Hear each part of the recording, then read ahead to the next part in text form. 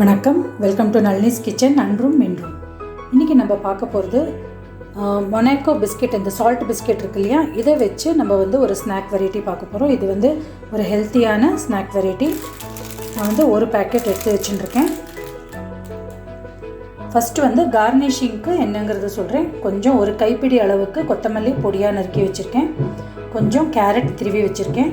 கொஞ்சம் தக்காளியை பொடி பொடியாக கட் பண்ணி வச்சுருக்கேன். அதே மாதிரி வெங்காயமும் பொடி பொடியாக கட் பண்ணி வச்சுருக்கேன். இது நம்ம சால்சா அப்படிங்கிற ஒரு மசாலா மாதிரி இருக்கிறது ப்ரிப்பேர் பண்ண போகிறோம்.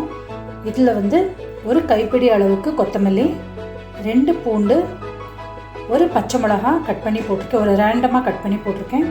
ஒரு தக்காளி ஜஸ்ட் ரேண்டமாக கட் பண்ணி போட்டிருக்கேன். அதே மாதிரி வெங்காயமும் கட் பண்ணி போட்டிருக்கேன்.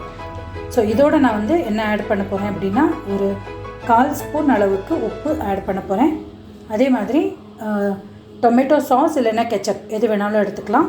ஒரு 3லேருந்து 4 ஸ்பூன் அளவுக்கு இதோட ஆட் பண்ண போகிறேன். அதே மாதிரி ஒரு லெமன், ஒரு மூடி லெமன் இதில் ஆட் பண்ண போகிறேன். ஆட் பண்ணிவிட்டு நல்லா சாப் பண்ண போகிறேன். அதாவது நம்மளுக்கு ரொம்ப அரைப்படக்கூடாது, ஒரு மாதிரி கோர்ஸாக இருக்கணும். ஸோ அதனால தான் நான் சாப்பரில் கட் பண்ணுறேன் இதை. ஸோ அதனால் இதை கட் பண்ணிவிட்டு இதை ரெடி பண்ணிவிட்டு நம்ம இந்த பிஸ்கெட்ஸ் மேலே எப்படி அரேஞ்ச் பண்ணுறதுங்கிறத பார்க்கலாம்.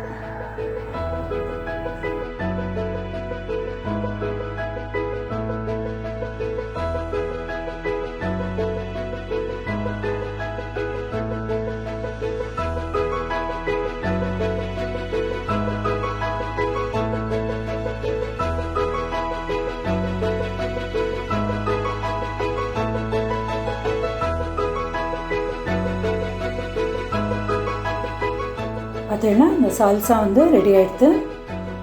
நான் ஒரு ட்ரேயில் இந்த பிஸ்கெட்ஸ் வச்சுருக்கேன்.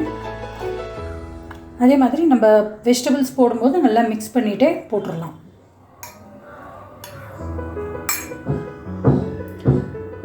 ஸோ ஃபஸ்ட்டு ஜஸ்ட் ஒரு 1/2 ஸ்பூன் அளவுக்கு நம்ம இந்த சால்சா இது மேலே வைக்கலாம்.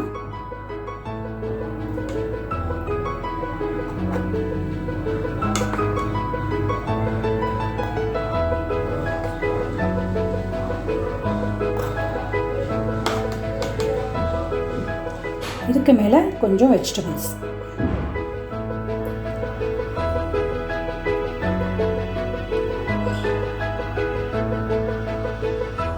பார்த்தீங்கன்னா நம்மளோட சூப்பரான மொனாக்கோ பிஸ்கெட் ஸ்நாக் ரெடி ஆகிடுது.